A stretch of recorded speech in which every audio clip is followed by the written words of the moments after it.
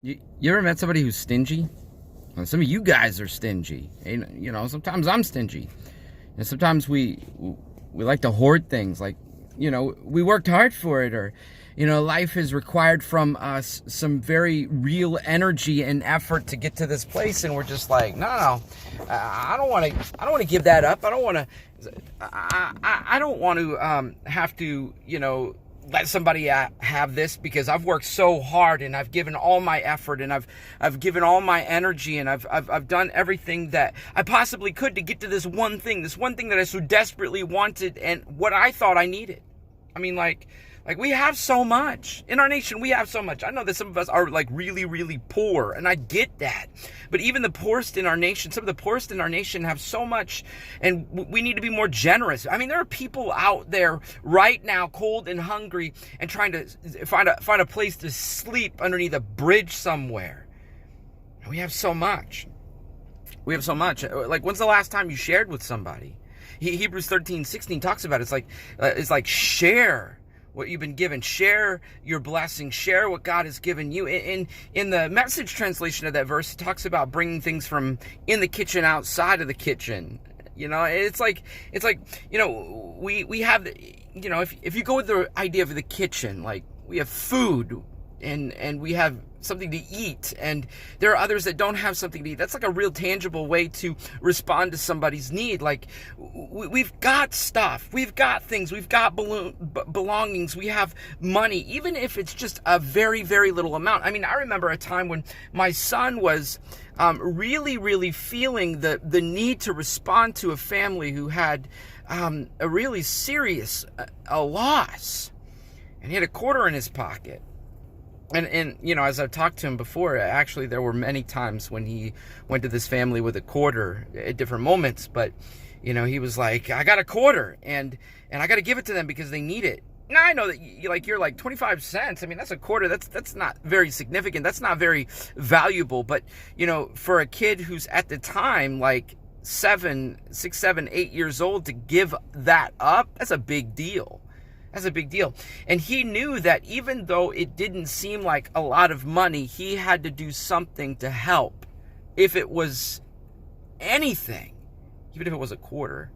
Like, some of us I don't have a lot. Well, you have something. Maybe it's not a monetary thing. Maybe it's a smile you got to be generous with. Maybe you got to lift some stuff.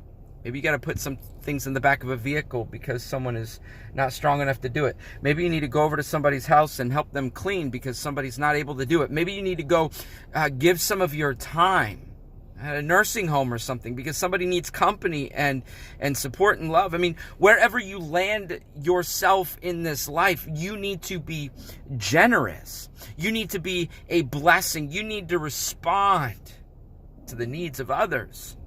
That's something that's very rewarding. It's something that blesses our lives. It's something that blesses other people's lives. It's something that God looks on and says, wow, that's amazing. Look at my child. Look at the one that I have developed these skills in. And just like God is benevolent with us through his son, Jesus, by giving us freedom, we need to be benevolent with what he has enriched our lives with. I've known people before that would give the coat off their back, would actually give the shirt that they're wearing for the sake of a need of another. This truth finds us in all different areas of our life. What I do know is that this truth finds us. It will find us. And we have opportunity. We have amazing, incredible, special opportunity to help others. To help others. And what are you going to do with that? And don't be stingy. Don't be stingy. I know I am sometimes. We all are. Like, don't hoard stuff. Hoarding leads to emptiness. You'll find that over and over again. Hoarding leads to emptiness, but when you give and give and give, oh man, it's enriching to your life. It builds joy in your heart. It increases the capacity of your love. You find somebody who has a need today and you respond to it. And I'm praying for those of you listening to this that have a need. If you have a need, I'm praying that God will provide it for you through the kindness and sharing heart of another.